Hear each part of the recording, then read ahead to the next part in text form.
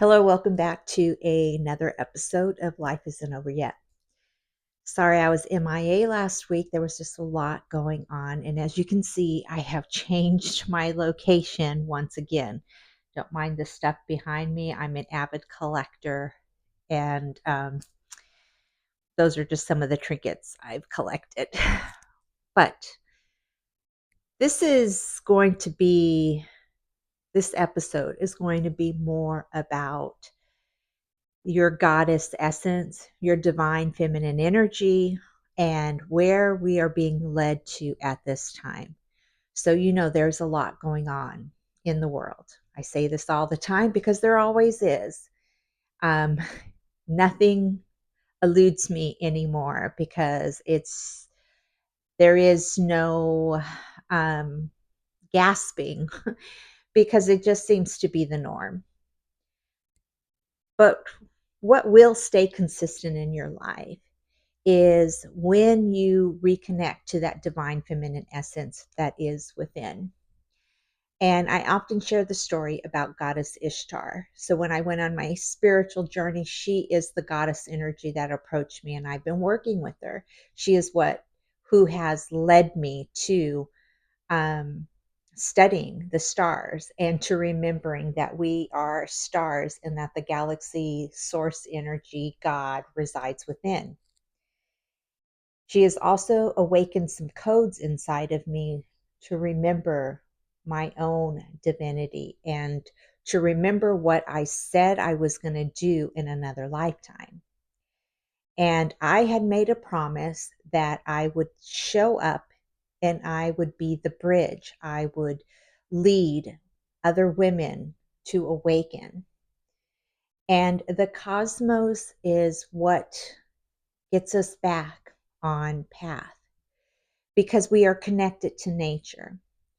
Now, not only do we sync up with the moon phases, the lunar cycles, and your menstrual cycle, but we are also in flow with nature, with the seasons. We happen to be in summer as I'm recording this, and we just experienced a Cancer new moon conjunct Jupiter, which is very exalted.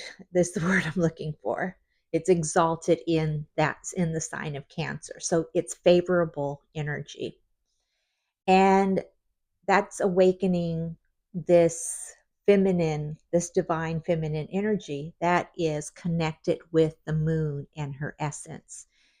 Now, the moon is cyclical in nature, and she is reminding us that we are cyclical in nature. And so when you reconnect back to the cosmos, you understand that the will of nature, the will of cycles, the will of astrology is all connected.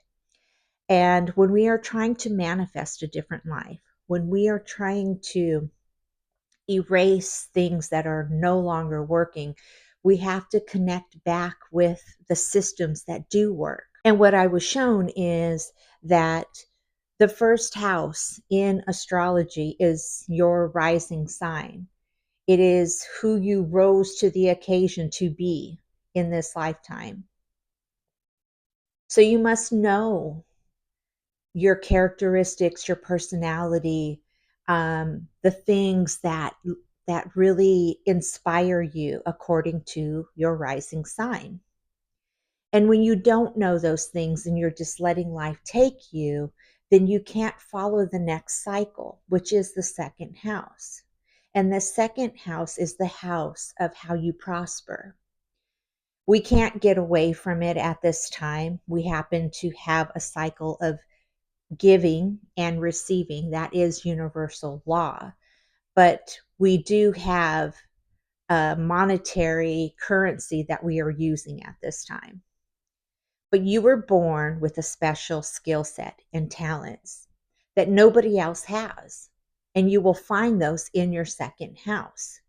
But if you don't know who you are, you've heard the saying when you're manifesting to act as if. If you don't understand who you are at your core essence, according to your rising sign. Now, I don't want you to get confused that you are just your rising sign. That's your avatar, right? But there's other nuances of your avatar. That's what I talk about in Discover Your Avatar. But those nuances are your moon, your sun, and your Venus placement. Now, the second house is ruled by Venus. So, Venus is always going to guide you to something that comes to you authentically. It's innately your gift. And when you're working against it, you feel burnout. You feel like you don't belong. You feel like you are just climbing uphill all of the time. And it is also the house of self worth. So if you're wondering how you manifest wealth into your life, you must first believe that you too are of value. And you hear me talk about this all of the time. If you're new here, my name is Celia. I signed up in another lifetime to be your guide on this journey to figuring out why you're here. And there are systems that were set in, during the Egyptian times. This is ancient wisdom that was set up for us to use at this time. And that's the codes that have awakened within me. And when I looked at astrology, it's almost like it came back to me, not that I was learning it. It was just unfolding within, if that makes any sense. So when you understand that your second house is connected to your divine nature, then you start to sync up. And because you're syncing up to the houses in your chart, everything starts to flow with ease. You become more magnetic because the second house is ruled by Venus and the seventh house is ruled by Venus, which the seventh house is about relationship, partnership. When you master the second house and the first house, because now you're confident, you know who you are, you know your skill sets, you know why you're here, you automatically become more attractive because you're self-assured. And self-assurance is the most magnetic energy that you can have. It's that je ne sais quoi, it's just you have something and it's because you just know and you're living on purpose. And so through understanding that everything happens cyclically, when you master your talents and your skill sets and you have your currency flowing in and your basic needs are being taken care of, and you trust and you have faith, and nothing is unwavering you because you know who you are according to your rising sign, that is when the magic happens. I'm not saying it's easy. That's why I wrote a book about it, because it was a process that I had to go through. There are many layers to this. There's many nuances to this.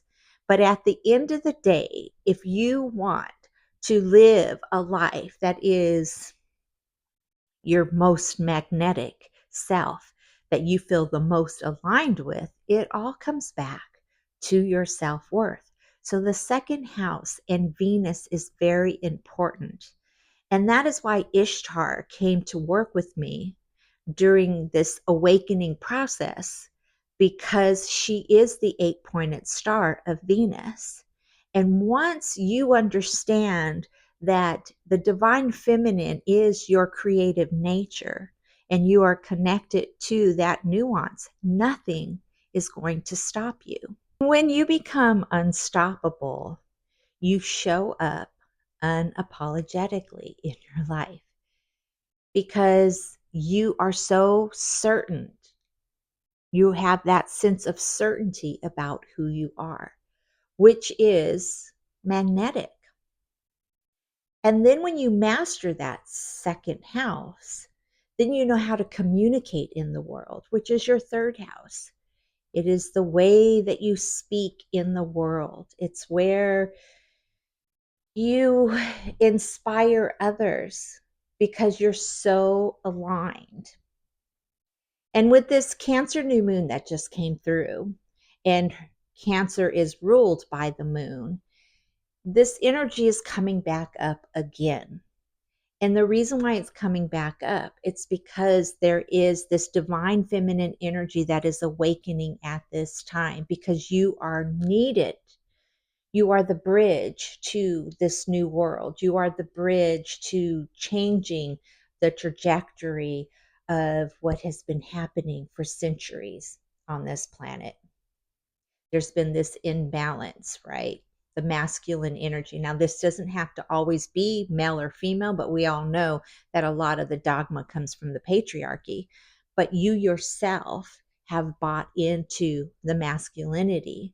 And so you've been in hustle culture. You've been thinking that you have to push your way through. And you're in the state of exhaustion and burnout, and you don't know how to receive anymore because the first thing that comes up is scarcity, the struggle mentality, especially if you grew up in a household where there was struggle, because it comes back in so naturally because that's all you've seen in your life. And I know this because I too grew up in a home where I was a single mother and there was struggle there. And this energy that's coming through is for you to honor who you are, to vibrate at a different frequency because you have an aura that is connected to this, the ethers, right? The ethers is the consciousness that surrounds you. It's a frequency. It's like your music, your melody that you are communicating with source, God energy. And it is through your inner knowing and your knowing of who you are and being in the receiving mode and knowing your value and your worth that things start to happen with so much ease.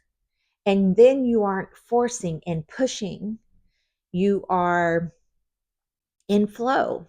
And I can tell you the hardest thing about the process of manifesting is surrender.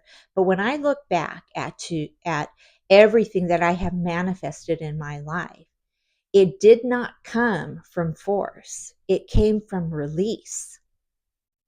Because when you get to the point where you're sick and tired of being tired, you just surrender, right? And when you surrender, that is when you open your heart for your higher self, your intuition to lead you.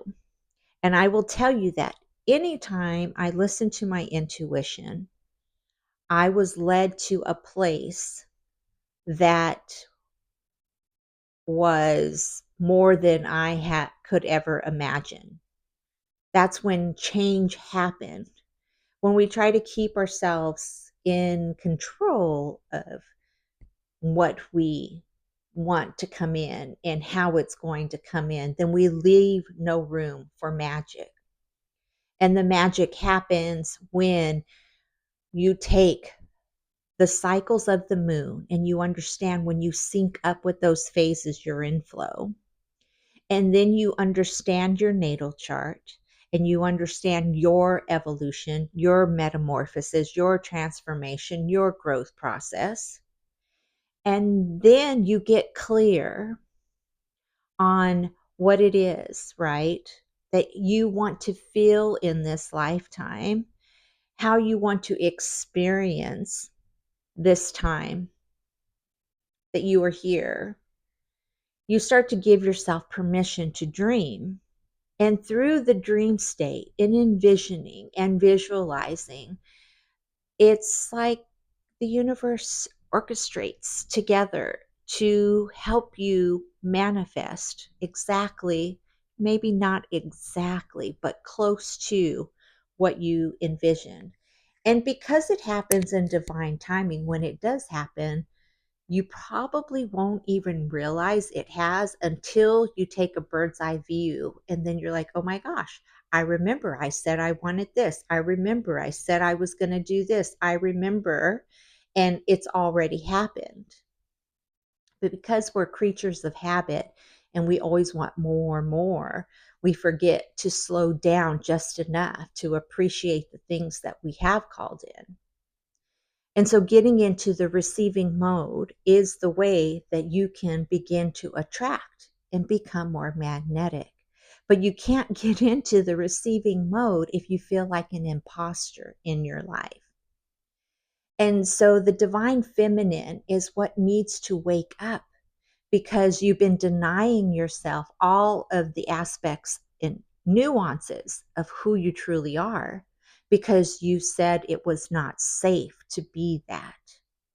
But there is all parts of you that needs to come forth, not just the parts that are accepted, but the parts that you want to you want to not be so inhibited in your life. You want that sense of freedom. And that's what summer does for me because summer is this carefree energy. It is the time where you allow yourself to have more play and more fun. So I want to remind you as we are in Cancer season to have more play, have more fun, get into the receiving mode. Hone in to your creative flow, the creative energy of the divine feminine, and allow for more joy. Don't spend your summer worrying. If you have to get off of social media, get off of social media to give yourself some time to enjoy sand between the toes, a good book. Maybe you want to pick up a hobby. Maybe you want to paint. Maybe you want to learn something new, but it should not be hard. It should just be for the fun of it.